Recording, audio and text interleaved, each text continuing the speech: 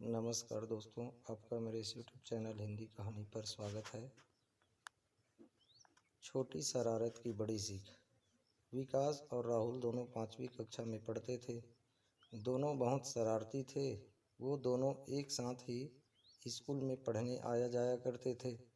एक दिन जब स्कूल की छुट्टी हो गई तब विकास ने राहुल से कहा कि राहुल, मेरे दिमाग में एक आइडिया आया है। राहुल ने उत्साह के साथ विकास को पूछा कि बताओ, तुम्हें क्या आइडिया आया है। विकास ने कहा, देखो, सामने 3 बकरियां चल रही है। राहुल ने कहा, तो इनसे क्या मतलब। विकास ने कहा, हम दोनों आज सबसे अंत में स्कूल से निकलेंगे और जाने से पहले इन तीनों बकरियों को पकड़कर स्कूल में छोड़ देंगे। कल जब स्कूल खुलेगा तब सभी बकरियों को खोजने में अपना समय बर्बाद करेंगे और इस तरह से हमें पढ़ाई नहीं करनी पड़ेगी। राहुल ने कहा, अरे नहीं यार, ऐसा कुछ भी नहीं होगा, क्योंकि इतनी बड़ी बकरियां खोजना कोई कठिन काम नहीं होता है। सभी मिलकर कुछ ही समय में ये तीनों बकरियों को ढूंढ लेंगे और थोड़े ही समय में सब कुछ सामान्य हो जाएगा। विकास ने कहा, अरे वे बकरियां आसानी से नहीं ढूंढ पाएंगे, बस तुम देखते जाओ मैं क्या करता हूँ। राहुल ने कहा, अच्छा ठीक है, मैं देखता हूँ।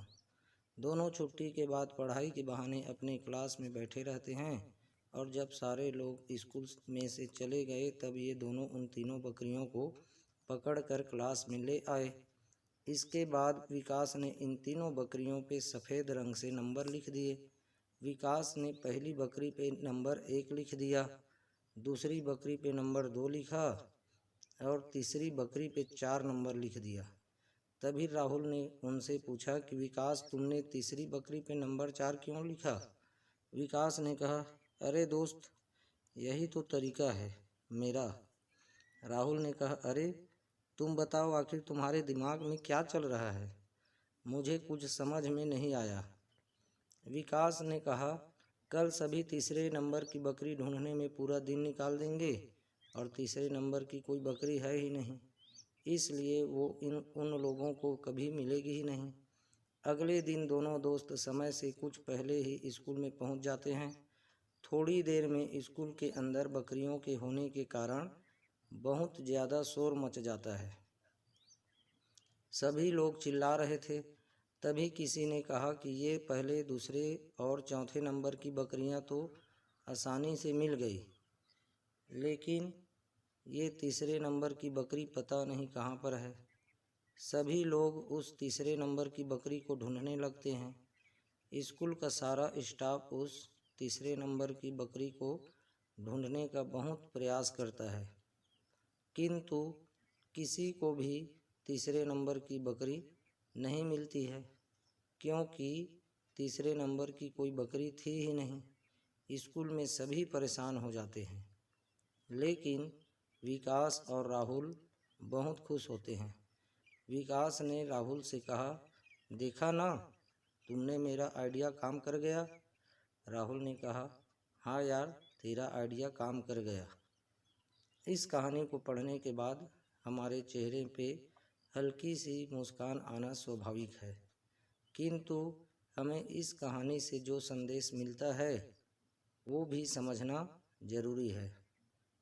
लाइफ में भी कई बार तीसरी बकरी को ढूंढने के चक्कर में अपना समय बर्बाद कर देते हैं, किंतु वो हमें मिलती ही नहीं है, क्योंकि वो वास्तविक में होती ही नहीं है। हम सभी को ऐसी लाइफ चाहिए जो परफेक्ट हो और जिसमें कोई भी समस्या ना हो, किंतु वास्तव में ऐसी लाइफ होती ही नहीं है। सभी को ऐसा जीवन साथी चाहिए जो उसे पूरी तरह से समझ पाए और कभी भी उनके बीच अनबन ना हो, किंतु वास्तव में ऐसा कोई होता ही नहीं है। सभी को ऐसी नौकरी चाहिए जिसमें सब कुछ अच्छा हो और कोई भी टेंशन ना हो, किंतु वास्तव में ऐसी कोई जॉब होती ही नहीं है। दोस्तों, इस कहानी से शिक्षा मिलती है कि हमें हर वक्त किसी भी चीज़ के लिए परेशान होने की कोई ज़रूरत नहीं है। ऐसा भी हो सकता है कि हम जिस चीज़ के लिए परेशान हो रहे हैं और जिस चीज़ की तलाश कर रहे हैं वो चीज़ वास्तव में हो ही ना। अगर आपको हमारी ये कहानी छोटी शरारत की बड़ी सीख अच्छी लगी हो तो अपने दोस्तों के साथ भी शेयर कीजिए और कमेंट में ज़रूर बताइए कि कैसी लगी हमारी कहानी। दोस्तों, नई और अच्छी मोटिवेशनल, पारिवारिक, रोचक, दिल छू लेने वाली कहानियों को जानने के लिए आप